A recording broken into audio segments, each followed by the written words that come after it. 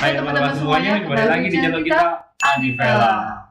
Di video kali ini kita akan membahas tentang cryptocurrency atau mata uang digital yang paling terkenal di dunia, yaitu Bitcoin. Saat ini ada banyak sekali orang yang membahas tentang Bitcoin, tetapi kebanyakan hanya membahas tentang kenaikan dan penurunan harganya yang sangat signifikan. Jarang sekali ada orang yang betul-betul paham tentang pengertian Bitcoin itu secara umum.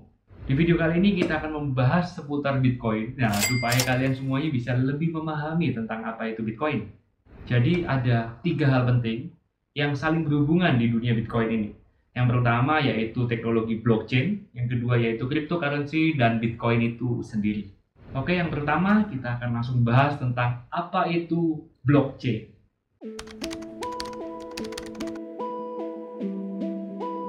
Blockchain merupakan suatu teknologi yang berada di balik cryptocurrency. Jadi blockchain ini adalah sebuah buku besar atau ledger yang mencatat dan mengelola seluruh data transaksi mata uang digital. Nah, blockchain ini sifatnya itu terdistribusi. Jadi nggak dikendalikan suatu lembaga kayak bank. Tapi yang mengelola blockchain itu sendiri adalah para penggunanya. Nah, ini kita akan kasih contohnya ke kalian, jadi kalian bisa paham ya. Nah, kita ambil contoh transaksi yang terjadi pada umumnya. Nah, misalnya ini ada 2 orang ya, namanya Bunga sama Budi. Nah, ceritanya Bunga ini mau transfer uang rupiah ke Budi. Nah, Bunga ini dia akan menghubungi banknya dia kan. Jadi misalnya Bank A nanti akan mentransfer ke Bank B. Bank A ini nantinya akan ngeluarin catatan atau ledger dari posisinya si Bunga. Jadi Bunga ini punya uang berapa, terus ditransfer berapa ke Budi dan lain-lain. Nah, jadi ini yang disebut sebagai ledger. Nah, ledger itu sifatnya nggak terbuka. Jadi sifatnya tertutup dan cuma Bunga dan pihak banknya sendiri yang bisa melihat catatan transaksinya itu kan. Nah, kemudian Bank A ini setelah melakukan validasi, maka dananya dari si Bunga ini nanti akan ditransfer ke Budi, ke Bank B. Jadi Bank A transfer ke Bank B. Nah, jadi ini adalah contoh transaksi pada umumnya, di mana transaksi yang terjadi pada umumnya itu beda banget sama transaksi yang terjadi ketika kita bertransaksi di blockchain. Nah, sekarang kita mau jelasin transaksi yang menggunakan teknologi blockchain. Nah, kita pakai contoh yang tadi ya, Bunga sama Budi. Jadi misalnya Bunga ini mau transfer uang juga ke Budi, cuma uangnya ini dalam bentuk Bitcoin. Jadi ketika mentransfer, Bunga ini transfernya tuh nggak melalui pihak manapun. Jadi nggak ada pihak ketiga, nggak pakai bank, tapi menggunakan jaringan blockchain yang terdiri dari komputer yang terhubung. Jadi misalnya nih ada komputer A, komputer B, dan komputer C. Semua komputer ini memiliki jaringan yang saling terhubung satu sama lain. Masing-masing dari komputer ini mempunyai yang namanya catatan digital atau disebut ledger. Jadi komputer A punya ledger, komputer B punya ledger, komputer C juga punya ledger. Nah, masing-masing ledger ini sifatnya itu terbuka. Jadi semua orang tuh bisa melihat transaksi apa saja yang terjadi di dalam ledger ini. Jadi sifatnya blockchain ini transparan dan bisa dilihat oleh semua orang. Nah, kemudian setelah Bunga ini divalidasi oleh sistem yang ada di jaringan blockchain ini, setelah itu baru Bitcoin ini akan pindah dari Bunga pindah ke Budi. Jadi di blockchain ini tidak ada lembaga pusat yang memvalidasi, tapi yang memvalidasi adalah jaringan blockchain itu sendiri. Jadi kurang lebih konsepnya itu seperti itu. Nah, sekarang kita akan lanjut membahas mengenai cryptocurrency.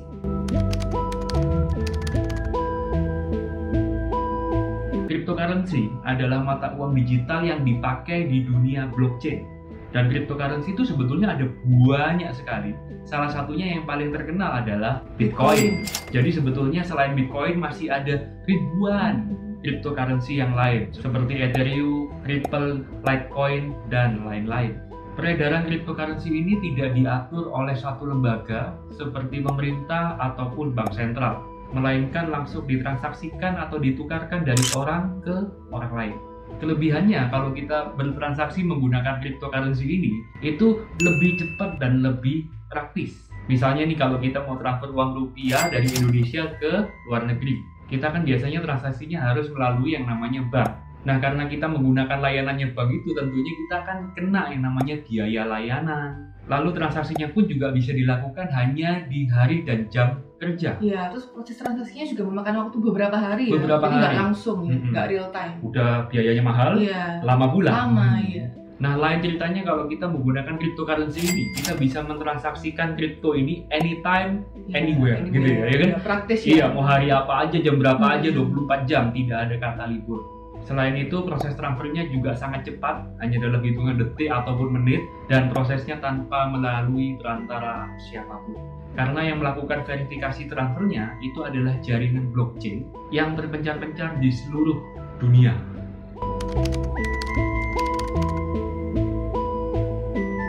Ya, jadi para penggagas awal cryptocurrency ini dia punya sebuah ide, punya sebuah pemikiran. Kalau perputaran uang itu harusnya bisa dilakukan oleh semua orang secara independen, tanpa harus melalui perantara pihak ketiga seperti bank. Nah, soalnya nih kalau ada perantara pihak ketiga kayak bank ini, proses transaksi yang terjadi itu akan dimonitor dengan sangat ketat. Dan proses penerbitan uangnya itu kan juga dimonopoli oleh bank sentral. Nah, cryptocurrency ini hadir dan nawarin solusi supaya semua orang itu bisa melakukan transaksi ekonomi secara independen dengan sistem yang nggak bisa dikendalikan oleh siapapun. Nah, sebetulnya gagasan awal cryptocurrency ini sudah ada sejak tahun 1998. Jadi waktu itu ada seseorang yang namanya Wei Tai. Dia ini menerbitkan yang namanya B-Money atau uang elektronik. Terus ada juga orang yang namanya Nick Szabo yang memperkenalkan mata uang elektronik lainnya yang bernama Bitgold. Cuma saat itu secara teknis, sistemnya mereka berdua ini belum bisa diimplementasikan.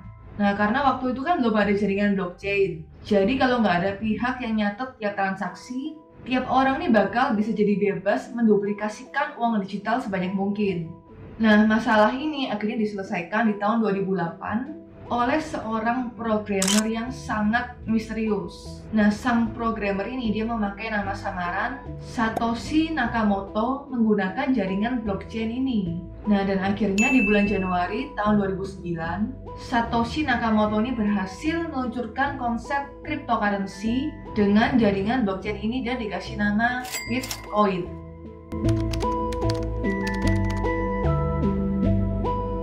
Jadi Bitcoin ini adalah cryptocurrency pertama yang berhasil dibuat, dan transaksi menggunakan Bitcoin ini bisa dilakukan secara independen tanpa melalui pihak ketiga.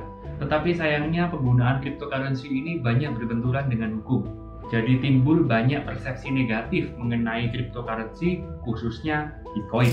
Dan di fase awal, Bitcoin itu sempat populer digunakan untuk transaksi di yang namanya dark web. Oh, jadi buat beli barang-barang ilegal. Betul. Oh, jadi iya. karena kan tidak ada pihak bank sentral maupun pemerintah yang Jadi ngatur. bisa dipakai sembarangan. Jadi ya. banyak orang yang menggunakan tuh mentransaksi sesuatu yang ilegal. Iya. Dan pada saat itu Bitcoin juga dipakai sebagai instrumen donasi ke WikiLeaks, yaitu sebuah media yang mengungkapkan dokumen-dokumen rahasia sebuah negara. Tetapi terlepas dari itu semuanya, penggunaan Bitcoin ini terus naik secara fantastis, tepatnya sejak tahun 2010 ketika bitcoinmarket.com mulai beroperasi sebagai Bitcoin exchange pertama di dunia.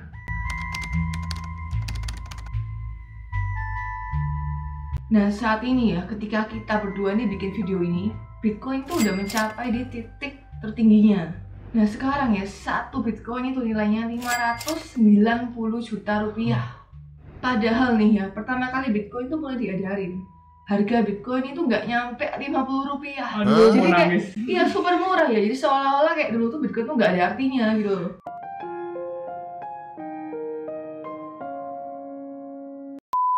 Nah, seiring berjalannya waktu ya, harga Bitcoin ini terus melonjak dari puluhan rupiah jadi ratusan rupiah, terus naik lagi jadi beberapa ribu rupiah, terus naik lagi sampai harganya tembus ratusan juta rupiah. Nah, terus di puncaknya nih, hari ini tanggal 9 Januari ya, tanggal 9 Januari 2021, Bitcoin itu nilainya 590 juta rupiah, jadi tertinggi, ada rekor tertinggi nih. Iya, tertinggi. Nah, ATH istilahnya, all time high. iya, all time high.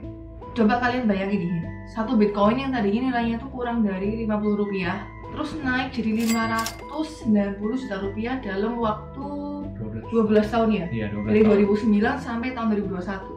Makanya nih sekarang nih banyak orang nyesel ya. Coba aja kalau dulu tuh kita beli Iya. Bitcoin waktu harganya lagi murah. Jadi mereka-mereka yang dulu beli waktu harganya murah banget terus masih nyimpen ya. Iya. Itu pasti mereka ini udah jadi miliarder ya, bahkan triliuner. Here comes the money.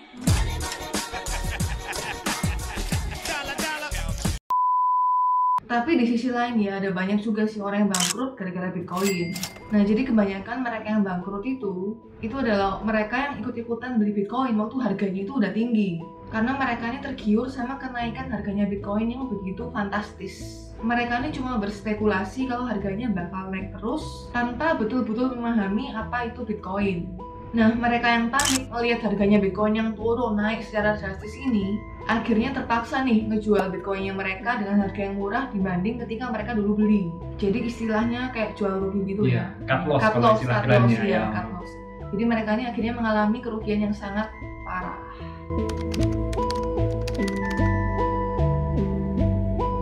Nah, pada bulan Mei tahun 2010, ada seorang programmer asal dari Florida yang bernama Laszlo Hanyecz. Dia ini adalah orang pertama yang melakukan transaksi fisik menggunakan Bitcoin. Jadi si Laszlo ini ceritanya dia mau membeli 2 buah box pizza, dan ketika pizzanya ini sudah sampai, dia membayar orang tersebut menggunakan 10.000 Bitcoin. Nah, pada saat itu satu Bitcoin itu nilainya sekitar 50 rupiah. Jadi kalau dia bayarnya 10.000, berarti dia membeli 2 box pizza itu ya nilainya kurang lebih sekitar 500 ribuan lah ya untuk 2 box pizza. Tetapi pada saat video ini dibuat, nilai dari 10.000 Bitcoin itu bisa hampir 5 triliun rupiah. Itu apa nggak gila ya si Laszlo itu? Waduh, dia pasti. Harganya tuh pasti kayak kejam-kejam. Iya. Mungkin sekarang dia lihat harga sesak napas lah. Kayak gejala COVID ya. Tapi kalau dipikir-pikir memang super gila. Jadi dari pertama kali Bitcoin launching sampai saat ini naiknya itu sudah jutaan persen.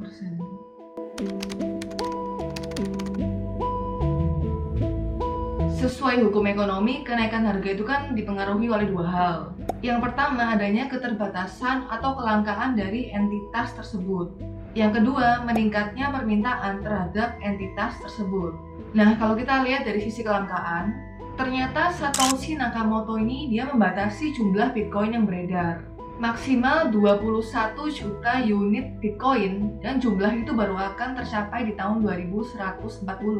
Nah, kalau sekarang kita lihat di coinmarketcap.com, jumlah Bitcoin yang saat ini udah beredar itu ada sekitar 18 juta token. Jadi bisa dibilang kalau jumlahnya Bitcoin itu ada terbatas dan nggak ada satu orang pun yang bisa memproduksi lebih dari jumlah tersebut. Nah, kalau kita lihat dari sisi permintaan, penggunaan Bitcoin ini mulai marak sebagai mata uang digital yang diperjualbelikan di bursa cryptocurrency dengan volume transaksi yang terus naik dari tahun ke tahun.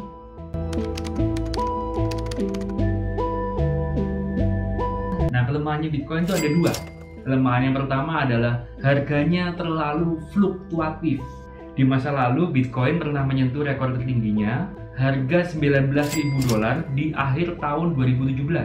Nah, harganya tuh sempat turun 84%, jadi $3.000 di Desember tahun 2018. Maka terlepas dari banyaknya cerita manis yang kita dengar dari para investornya Bitcoin, nggak sedikit juga kita pun juga mendengarkan berita buruk dari para investor yang mengalami kerugian yang sangat dalam.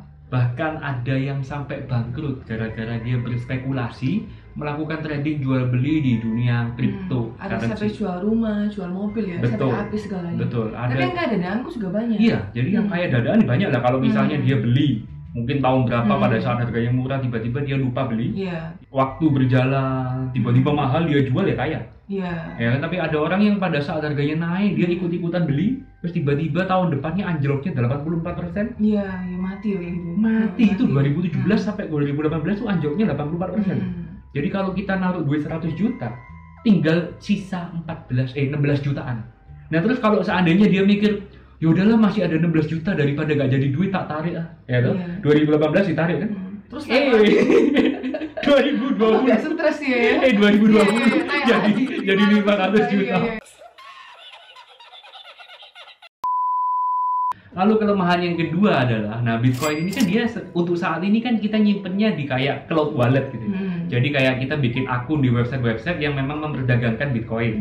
Nah, kalau kalian lupa passwordnya kalian, Bitcoin kalian bisa hilang. Atau misalnya kalian punya password terlalu gampang, orang yang tahu email kalian bisa menghack password kalian. ya hilang. Namanya juga bentuknya digital. Jadi kan nggak ada fisiknya, itu kelemahannya dia. Nah, di Indonesia sendiri saat ini Bitcoin itu statusnya sebagai aset komoditas digital yang bisa diperjualbelikan, tetapi belum diakui sebagai alat pembayaran yang sah. Saat ini sudah ada sekitar 13 perusahaan yang melayani jual beli Bitcoin di Indonesia, di mana 13 perusahaan tersebut sudah terdaftar di Bapepti atau Badan Pengawas Perdagangan Berjangka Komoditi. Tetapi dari 13 perusahaan tersebut, kalau kita pribadi sih kita belajarnya di Indodax, jadi kita tradingnya di sana.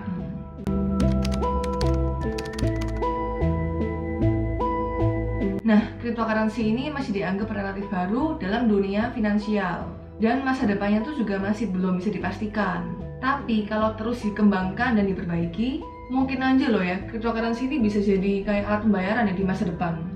Karena di beberapa negara di luar negeri itu udah mulai pakai Bitcoin. Nah, kayak di Amerika, itu udah mulai pakai Eropa, mereka sudah mulai mengakui lah ya Bitcoin sebagai alat pembayaran. Tapi kembali lagi kita ini nggak akan bisa tahu apa yang terjadi di masa depan. Betul.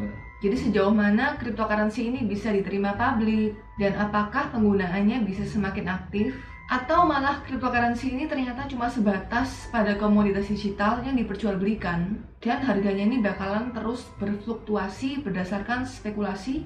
Jadi nggak ada yang tahu kira-kira di masa depan tuh Bitcoin ini akan jadi seperti apa.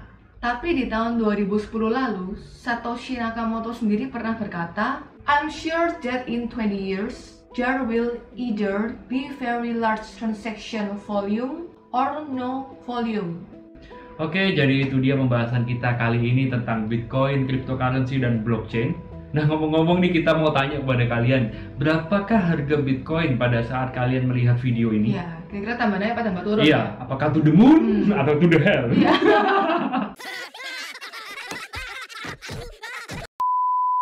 Nah, terus mau tanya juga nih, kira-kira teman-teman ini ada punya pengalaman pernah transaksi nggak di cryptocurrency?